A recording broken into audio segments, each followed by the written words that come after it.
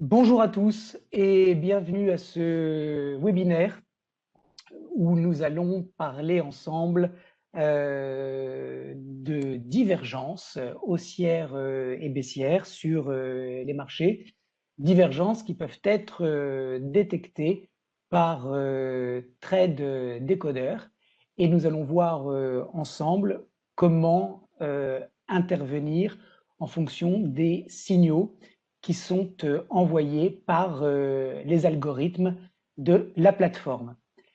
Je suis Laurent Albi et je suis très heureux de partager avec vous ce moment pour parler donc des divergences. Et ce que nous allons faire dans un premier temps, c'est de rappeler très succinctement ce qu'est une divergence. Une divergence, c'est un moment de marché où les prix et les indicateurs techniques ne vont pas envoyer le même signal de confirmation. C'est-à-dire concrètement que vous allez avoir sur le prix, par exemple, dans le cadre d'une tendance haussière, un nouveau sommet qui va s'inscrire, et sur l'indicateur technique qui va suivre l'évolution du prix et qui est en fait une fonction dérivée du prix, vous allez voir que cet indicateur échoue à faire un nouveau sommet. Et dans ce cas-là, on parle de divergence baissière. Cette divergence baissière, elle indique potentiellement une fatigue de la part de la tendance et par conséquent une probabilité de changement. De la même manière, quand vous êtes en présence d'une tendance baissière avec les cours qui font un nouveau plus bas et les indicateurs techniques qui, eux, échouent à faire un nouveau creux plus bas que le précédent, eh bien, cela signifie que malgré l'apparente force des vendeurs, il y a une présence d'acheteurs qui commence à se manifester et qui fait que la tendance baissière est peut-être en train de changer. Donc, une divergence signale un changement possible de la tendance. Maintenant, ce qu'il faut comprendre, c'est que ce changement de tendance ne veut pas systématiquement dire une entrée en correction ou un retournement de tendance. On peut tout à fait avoir un ralentissement de la tendance haussière. On va donc parler d'une baisse du momentum, c'est-à-dire une baisse de la vitesse de progression des cours. Mais cette baisse de la vitesse de progression des cours ne veut pas forcément dire que les cours vont se retourner. Et comme les stratégies basées sur les divergences sont des stratégies qui sont contrariennes, ça veut dire que vous allez vous mettre en face de la tendance. Quand vous allez avoir une divergence baissière dans une tendance haussière, vous allez vendre. Et quand vous allez avoir une divergence haussière dans une tendance baissière, vous allez acheter. Donc, vous êtes contrarien. Vous vous mettez en face de la tendance. C'est donc risqué de se mettre en face de la tendance parce qu'il y a de fortes chances que la tendance continue et que la divergence, en fait, n'indique qu'un changement de rythme dans la progression des cours, mais pas forcément un retournement des cours. Donc, quand on souhaite traiter des divergences, il faut toujours se rappeler qu'on est contrarien, c'est-à-dire qu'on va ouvrir une position contre la tendance. C'est donc risqué. Et par conséquent, il va falloir mettre en place des filtres pour essayer de ne prendre que les divergences qui vont déboucher sur des corrections ou des retournements. Alors vous me direz, c'est le Graal. Si on a effectivement une méthodologie qui nous donne 100% de réussite sur les opérations traitées sur les divergences, eh bien, on va toujours gagner de l'argent. Alors, Évidemment, c'est une illusion de penser cela, parce que même quand effectivement les divergences débouchent sur des corrections, parfois la tendance se remet très rapidement en ordre de marche. Donc l'exercice de ce jour, ce n'est pas de vous dire que je vais vous présenter une méthode qui va vous permettre de ne traiter que les divergences gagnantes. Ça serait encore une fois erroné et illusoire. En revanche, je vais vous montrer une façon de faire pour mettre le maximum de probabilité de succès de votre côté. Donc, ce que nous allons faire, c'est que nous allons regarder donc cette plateforme Trade Decoder et je vais vous expliquer comment filtrer les divergences que les algorithmes vont pointer à votre attention. Il y a quelque chose de très important que vous devez comprendre quand vous êtes sur la plateforme Trade Decoder, c'est que ce n'est pas une plateforme dont la vocation est de vous donner des signaux de trading systématiques.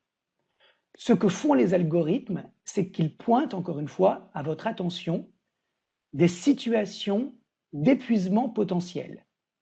Et il va falloir que vous, de votre côté, vous soyez en mesure de filtrer, de faire le tri entre les situations d'épuisement qui peuvent statistiquement déboucher sur des situations intéressantes à exploiter de correction et de retournement, et au contraire, laisser passer celles qui ne vont rien donner. Donc, Trade Decoder ne vous donne pas des signaux de trading. Trade Decoder vous simplifie la vie, vous permet de gagner du temps et vous dit, si par exemple vous travaillez sur un horizon de temps quotidien, horizon de temps court terme, avec des bougies quotidiennes, eh bien, quand vous ouvrez votre plateforme tous les jours, Trade Decoder, sur la liste de sous-jacents qui vous intéressent ou sur les marchés qui vous intéressent et qui sont répertoriés par liste, Trade Decoder va pointer les divergences potentielles. Mais encore une fois, ces divergences potentielles doivent être travaillées de manière complémentaire de votre côté pour effectivement, encore une fois, faire le tri entre ce qui peut être gardé et ce qui doit être rejeté. Maintenant que nous avons fait cette introduction où j'ai rappelé premièrement ce qu'est une divergence et deuxièmement quelle est la philosophie de Trade Decoder, on va rentrer un petit peu plus dans le détail. Trade Decoder va exploiter les divergences à travers 4 indicateurs techniques. Il va regarder ce qui se passe du côté du RSI, le Relative Strength Index. Il va également détecter les divergences qui arrivent sur le stochastique. Ensuite, il va également examiner ce que donne le momentum. Et ensuite, il va, pour terminer, utiliser un quatrième indicateur, le WTI, qui est un indicateur qui a été construit, conçu par Waldata et qui va lui aussi donc donner des indications sur le ralentissement de la tendance. Alors, ces 4 indicateurs, RSI, stochastique, WTI et momentum, je les regroupe par famille. Pour simplifier, nous allons dire que le RSI et le stochastique sont 2 indicateurs cousins et d'un autre côté, le momentum et le WTI sont également 2 indicateurs cousins. Donc, Trade Decoder vous donne 4 indicateurs techniques pour signaler les divergences qui sont répartis en 2 familles. D'un côté, RSI stochastique et de l'autre, WTI momentum. Lorsque Trade Decoder vous donne un signal, il va falloir, comme je l'ai expliqué en préambule, le compléter par une lecture, pardon, une lecture personnelle. Et donc, j'ai identifié dans la méthodologie que je vous présente ce matin 5 prérequis pour que, effectivement, vous mettiez de votre côté le maximum de chances de faire un trade qui soit gagnant. Alors, nous n'avons pas le temps ce matin de rentrer dans le détail de la nature de ce que peut montrer une divergence, mais je vais essayer d'aller droit à l'essentiel et surtout de vous donner des clés opérationnelles pour que vous puissiez ne pas vous tromper. Le premier élément que vous devrez observer lorsque les algorithmes vous donnent un signal, c'est d'avoir effectivement une sortie des indicateurs techniques de leur zone de surchauffe. Je m'explique. Quand vous avez effectivement des indicateurs qui sont dans des zones de surchauffe, alors typiquement pour le RSI, pour les indicateurs bornés, le RSI c'est au-dessus de 70 et le stochastique c'est au-dessus de 80. Lorsque ces indicateurs sont au-dessus de 70 et de 80, est-ce que ça veut dire qu'il faut rentrer contre la tendance? La réponse est non. Ce que ça signifie, c'est que la tendance est très forte et que ce sont les acheteurs qui ont le marché en main. Donc, à quel moment il y a une possibilité d'intervention lorsque les indicateurs techniques, les oscillateurs et les indicateurs de momentum sont en zone de surchauffe? Il y a un timing quand les indicateurs sortent de leur zone de surchauffe. Donc, quand vous avez un RSI, par exemple, qui franchit 70, il ne faut pas vendre le sous-jacent. Il faut attendre que le RSI sorte de la zone de surchauffe, c'est-à-dire casse le niveau à 70. Il faut attendre que le stochastique casse le niveau à 80. Et là, effectivement, vous avez un premier signal. Donc, premièrement, pour prendre un trade, il va falloir, lorsque les indicateurs techniques de trade décodeur sont en zone de surchauffe, attendre qu'ils en sortent. La deuxième clé pour pouvoir intervenir sur le marché avec un trade contrarien, c'est d'avoir une bougie qui confirme qu'effectivement, le camp adverse est en train de reprendre la main. Si vous avez effectivement dans une tendance haussière une grande bougie rouge qui se forme, comme une couverture en nuage noir par exemple, alors effectivement, il y a la possibilité que les vendeurs reprennent la main. Et à contrario, si vous êtes dans une tendance baissière et que vous avez un marteau qui se forme, il y a une probabilité pour que les acheteurs reprennent la main. Donc ça veut dire que vous devez connaître les bougies japonaises, les chandeliers japonais, pour savoir s'ils envoient un signal ou pas. Alors on ne va pas en parler aujourd'hui, mais Trade Decoder vous donne également un décryptage des bougies pour vous dire si effectivement il y a un signal ou pas. Donc, premier élément, il faut que les indicateurs techniques sortent de leur zone de surchauffe. Deuxième élément, il faut que vous ayez une confirmation par le prix, c'est-à-dire une bougie qui vous dit encore une fois que le camp opposé est en train de tenter une prise de contrôle. Le troisième élément qui doit être pris en compte, c'est les niveaux, ce qu'on appelle les seuils techniques, les résistances et les supports. Si vous avez une divergence haussière qui apparaît sur une zone de support, la probabilité de succès est évidemment beaucoup plus importante que si vous avez la même divergence au milieu de nulle part.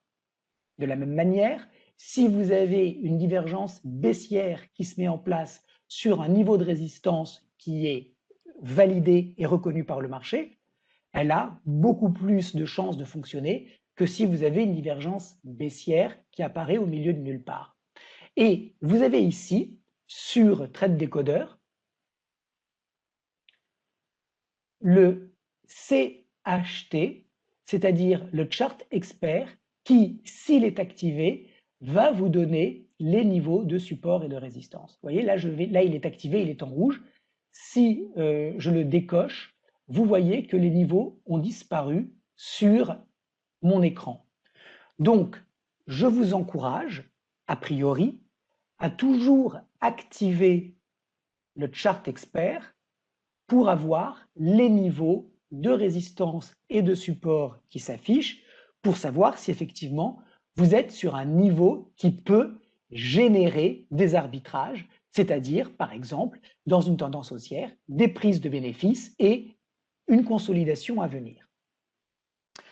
Le quatrième élément qui est important, c'est les volumes, surtout dans le contexte de divergence haussière dans les tendances baissières. Donc, quand vous avez effectivement un mouvement qui est baissier et que Trade Decoder vous donne un signal de divergence haussière, essayez de voir si du point de vue des volumes, vous avez une confirmation avec une participation importante des opérateurs. Comment vous faites cela? Vous voyez, là je suis en analysé, regardez en haut à droite de l'écran. Si je passe en standard, je vais avoir les volumes qui s'affichent. Alors là, c'est un graphique du CAC 40, donc je n'ai pas les volumes, mais sur une action, par exemple, sur le Forex, je n'aurai pas de volume non plus, mais sur une action, je vais avoir les volumes. Donc, n'oubliez pas, quand vous êtes sur le module divergence, de mettre en standard les volumes pour voir si vous avez une confirmation ou pas dans le cadre de divergence haussière. Dans le cas de divergence baissière, c'est moins important. Ensuite, la cinquième recommandation que je ferai, c'est lorsque vous avez les indicateurs techniques qui vous disent qu'il y a des divergences, je recommanderais d'avoir au minimum 2 indicateurs sur 4 qui valident la divergence. Alors, ça ne veut pas dire que s'il n'y en a qu'un, il ne faut pas prendre le signal. Mais je trouve que les probabilités sont beaucoup plus importantes lorsque vous avez sur 4 indicateurs au moins 2 qui vous disent divergence. Et pour pousser encore un petit peu plus loin la granularité de la qualité du signal, j'ai envie de vous dire, idéalement, il faudrait que vous ayez un signal sur la stochastique ou le RSI et le deuxième signal sur le WTI ou le momentum. Ce n'est pas une condition requise absolue, mais a priori, il vaut mieux avoir 2 signaux et de préférence de 2 familles différentes. Pour conclure, pour mettre le maximum de chances de votre côté de traiter avec succès les signaux envoyés par Trade Decoder, ce qu'il faut, c'est avoir donc en tête les 5 composants qui valident une divergence. Donc, je le répète, la sortie de la zone de surchauffe, la bougie, le niveau, les volumes et 2 indicateurs sur 4. Et quand vous avez ces 5 composants, vous n'intervenez que si vous en avez au moins 3 qui ont été validés parmi les 5. Si vous n'en avez pas 3, je recommanderais de laisser passer le trade et de chercher une autre opportunité. Alors, ce qu'on va faire maintenant, c'est que je vais vous montrer un petit peu comment chercher les divergences sur la liste des sous-jacents proposés. On va voir ce matin s'il y a des divergences qui sont intéressantes ou pas. Et puis ensuite, ce que je ferai, c'est que je vous montrerai des cas typiques de divergences qui ont retenu mon attention. Alors, ce qu'on va faire, c'est que vous avez ici, dans le Trade Decoder Analyzer, à gauche de l'écran, des listes. Donc, ce que vous faites, c'est que vous allez donc cliquer ici, dans cette case, et vous avez les listes personnelles et les marchés. Sur les marchés, vous avez donc différentes listes qui ont déjà été construites. Et ce que nous allons faire ce matin, c'est que nous allons prendre le SBF 120 et on va appliquer. Donc là, vous avez une liste de sous-jacents qui appartiennent au SBF 120 qui apparaît. Ce que je vous recommande également pour commencer, c'est de faire un filtrage de ces sous-jacents pour aller directement dans les configurations qui peuvent être intéressantes. Donc on va dire, on va trier la liste de tous les sous-jacents qui appartiennent au SBF 120 par timing et signal. Et on va dire que nous ne sommes intéressés que par les sous-jacents qui donnent un signal de divergence et dont le timing est intéressant. On va également sélectionner les signaux haussiers et baissiers. Et pour le moment, on va s'arrêter là. Et on va avoir à droite, alors attendez, non, peut-être que ce que je peux changer, non, au niveau du timing, non, je préfère faire autre chose.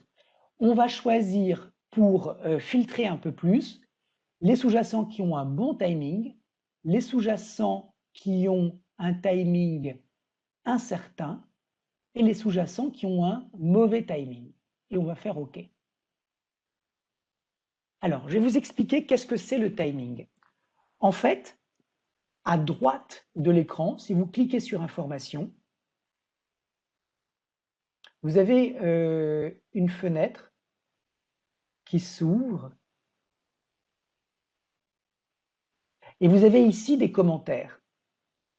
Et dans ces commentaires, vous avez une simulation par rapport à un portefeuille théorique de 100 000 euros et vous avez un petit commentaire sur ce qui se passe sur le marché que vous examinez. Alors regardez, sur le CAC 40, Trade Décodeur nous dit divergence baissière en données quotidiennes. Cette divergence entre les prix et les indicateurs est détectée par le stochastique, le WTI et le momentum, les trois indicateurs que vous voyez ici. Mais il est déconseillé d'intervenir à ce stade. Pourquoi? Parce que le risk-reward n'est pas acceptable. Pourquoi le risk-reward n'est pas acceptable? Parce que Trade Décodeur vous dit que la cible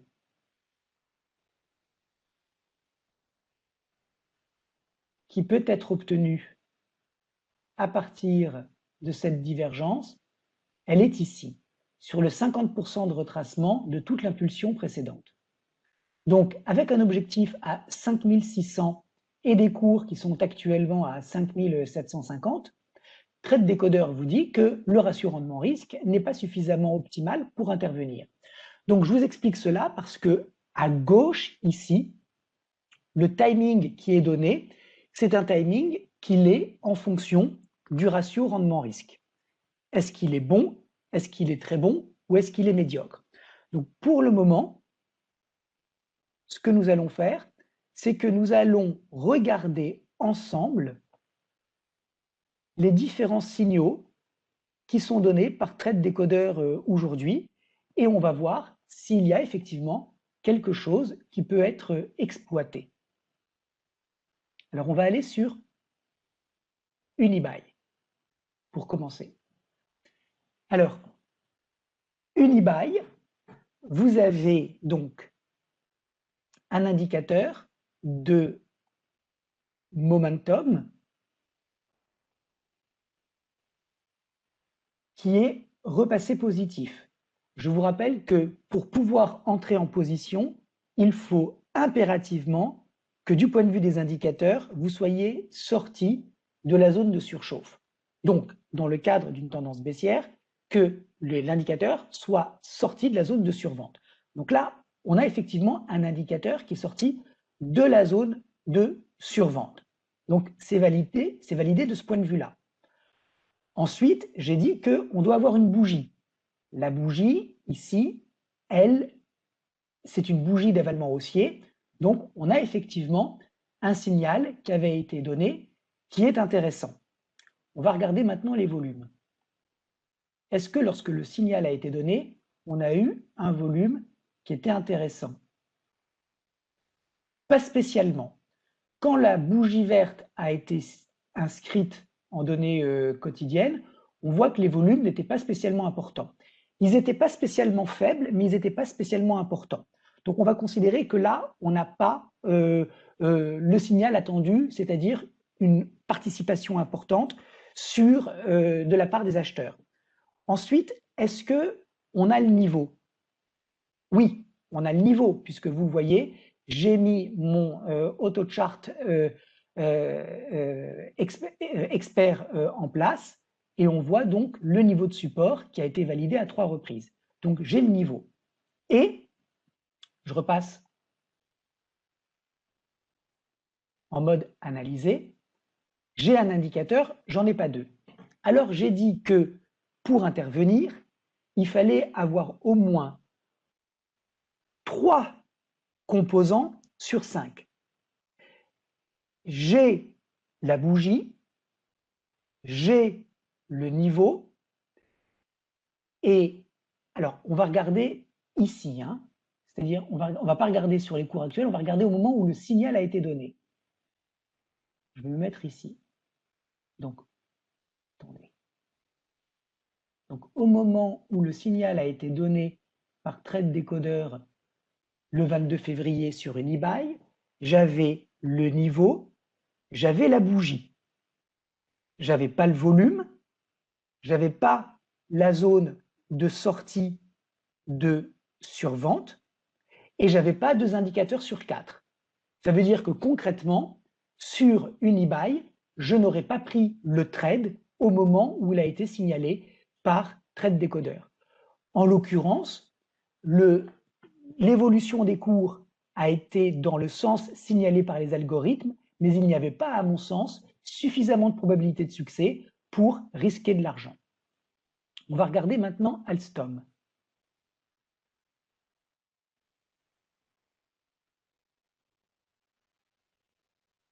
Alors, sur Alstom, vous voyez tout de suite qu'il n'y a qu'un seul indicateur technique qui est montré par trade décodeur et il n'est pas sorti de sa zone de survente. Donc, ça me dit tout de suite que je passe. On va regarder NEON. NEON, l'indicateur technique est toujours en zone de survente. Il n'en est pas sorti. On a bien une zone de support ici. On n'a pas une bougie qui est particulièrement significative du point de vue d'une reprise en main des échanges par les acheteurs. Quand on regarde les volumes sur la bougie verte, ils ne sont pas spécialement importants. Donc, sur NEON, je ne prends pas le signal. À gauche, vous voyez un arc de cercle vert qui vous indique qu'on est dans un contexte de divergence haussière. Lorsque le point est rouge, cela signifie que le timing n'est pas optimal parce que le ratio rendement-risque n'est pas très bon. Et quand le point est vert, ça veut dire qu'on a effectivement, du point de vue du ratio rendement-risque, un timing intéressant. Sauf que moi, je n'ai pas encore de validation de la part du marché pour que cette tendance, effectivement, donne un signal d'essoufflement validé et un retournement. Il faut faire très attention parce qu'encore une fois, je le répète, vous êtes dans une tendance baissière sur NEON. Donc, vous allez vous mettre en face de cette tendance baissière. Le niveau, il est bien là, à 45 €. Encore faut-il que le marché valide qu'il y a des intérêts acheteurs qui se présentent.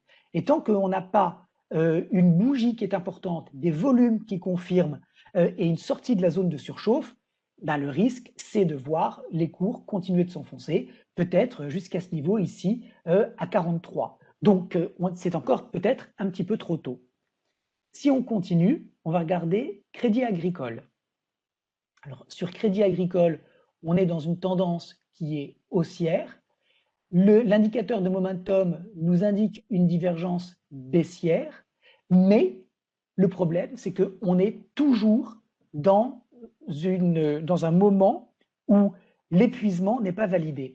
Regardez ce qui s'est passé sur Crédit Agricole lorsque l'indicateur de momentum est rentré en zone de surchauffe. Il fallait surtout pas vendre Crédit Agricole, même s'il y avait une divergence entre les prix et l'indicateur, parce que vous voyez que le signal d'épuisement de tendance, il est venu que lorsque l'indicateur est sorti de la zone de surchauffe. Donc, ça veut bien dire qu'un indicateur en zone de surchauffe, surachat ou survente, n'est pas un signal de divergence en soi, même s'il y a cette divergence entre l'indicateur et les prix.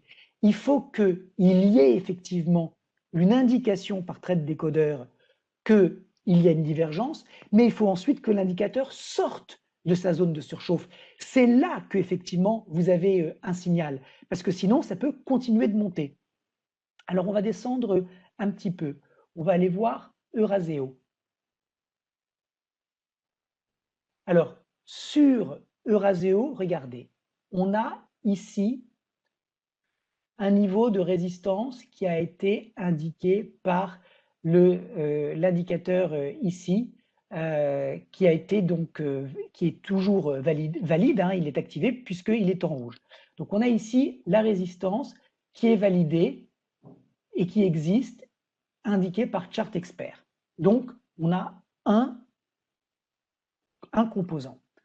Ensuite, on a les indicateurs techniques, le RSI et le momentum, qui font partie de deux familles différentes, qui sont tous les deux sortis de leur zone de survente, de surachat, pardon.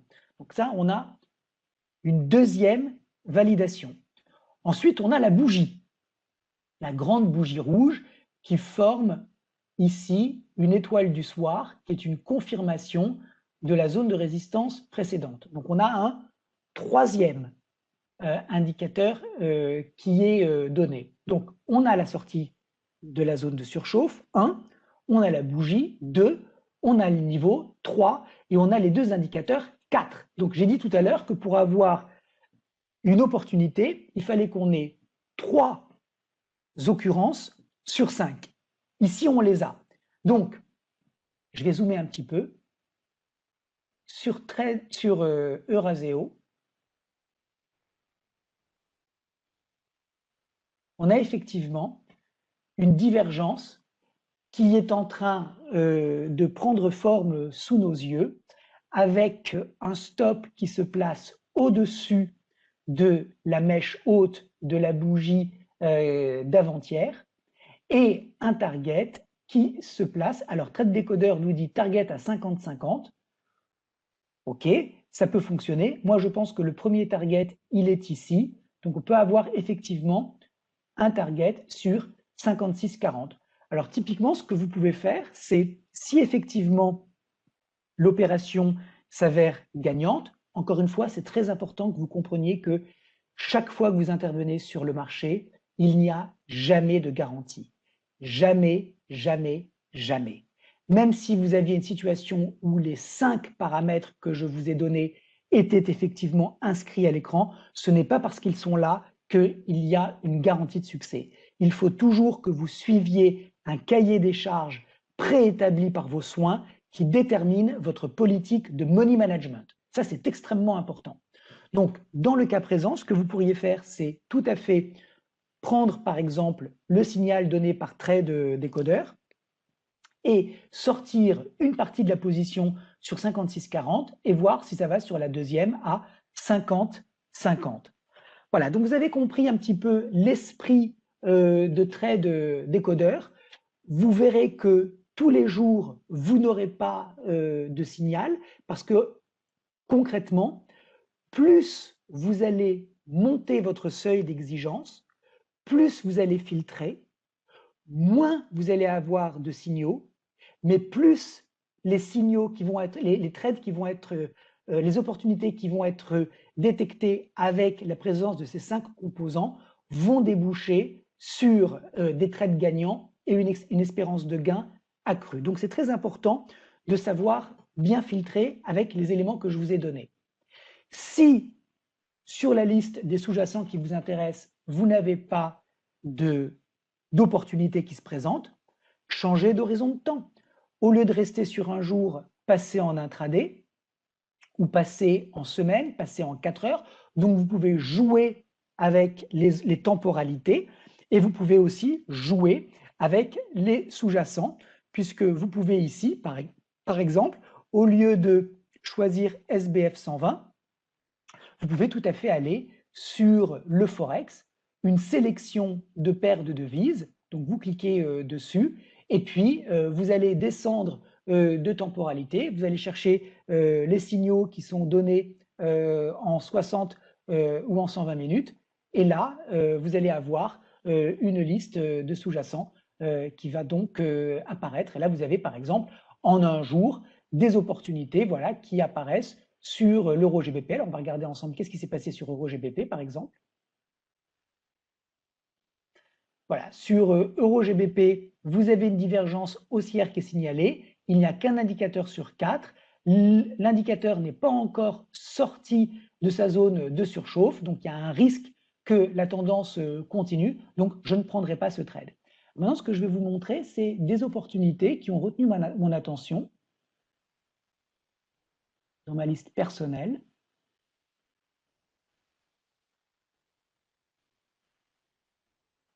Et là, en revanche,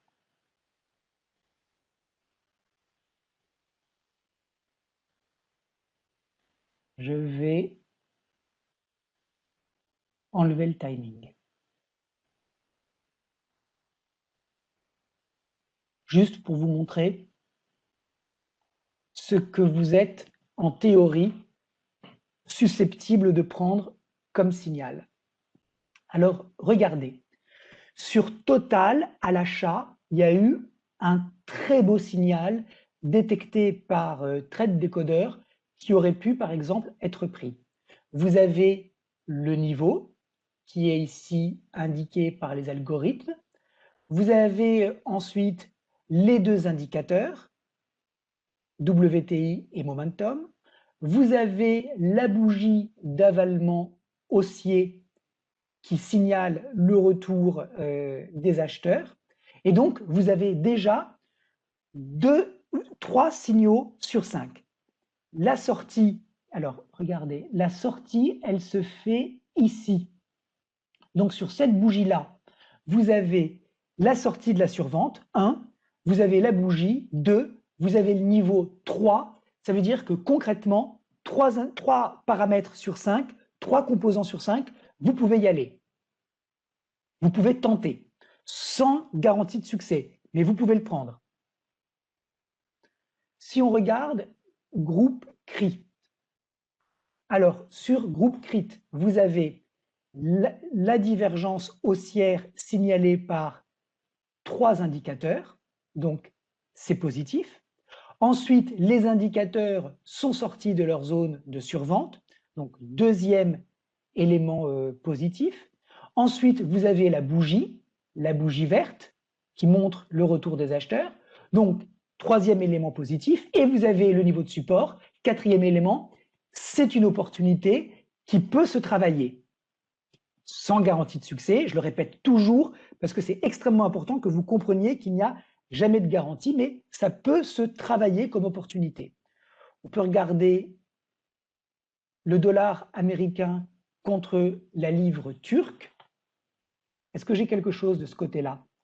Alors, j'ai effectivement le niveau qui est donné, premier élément, j'ai la bougie qui valide, j'ai mon indicateur de momentum qui sort de sa zone de surchauffe ici, le signal est très avancé puisque vous voyez que ça sort ici, j'ai ma bougie, j'ai mes deux indicateurs, j'ai la sortie de zone de surchauffe ici, donc je peux tenter le trade. Sur l'Humibird, j'ai ici mes indicateurs techniques, j'en ai au moins 2, donc j'ai un premier élément. Ensuite, ils sont sortis de leur zone de surachat, j'ai un deuxième élément. J'ai la zone de résistance donnée par les algorithmes, j'ai un troisième élément. J'ai la bougie rouge importante, j'ai donc un quatrième élément. Donc, ça y est, je peux prendre cette opportunité. Sur Air Liquide, j'ai ici une bougie d'avalement baissier, donc j'ai un élément. J'ai un deuxième élément, c'est la zone de résistance donnée par Trade Decoder, donc c'est le deuxième élément. Ensuite, ici, j'ai la sortie de la zone de surchauffe, de surachat, j'ai mon troisième élément, je m'arrête là, je peux prendre l'opportunité. Voilà, et ainsi de suite. Donc, j'espère que vous avez bien compris la méthodologie que je vous propose sur Trade Decoder. Rappelez-vous que la philosophie de cet outil n'est pas de vous donner des signaux qui doivent être systématiquement traités, mais c'est plutôt un agencement intelligent d'algorithmes qui vont détecter pour vous les divergences qui doivent être complétées par les 5 éléments que je vous ai donnés. La sortie de la zone de surchauffe. Si la sortie de la zone de surchauffe n'est pas présente, il n'y a pas de trade. Cet élément-là, le premier, il est indispensable. Donc, sortie de la zone de surchauffe, une bougie qui confirme sur le niveau avec des volumes et au moins 2 indicateurs sur 4. Ça fait 5 paramètres qui valident le signal envoyé par Trade Decoder. Si vous en avez 3 sur 5, alors vous pouvez effectivement tenter l'opération avec, encore une fois et toujours, une politique de money management qui soit optimale par rapport à la taille de votre portefeuille. Voilà, j'espère que ce webinaire vous a intéressé. J'espère que je vous ai donné quelques clés pour mieux intervenir et pour gagner plus d'argent grâce à Trade Decoder. Je vous dis à très bientôt où nous continuerons ensemble d'explorer les différents modules et surtout comprendre comment on peut les utiliser de manière optimale. Merci à tous de votre attention et à bientôt.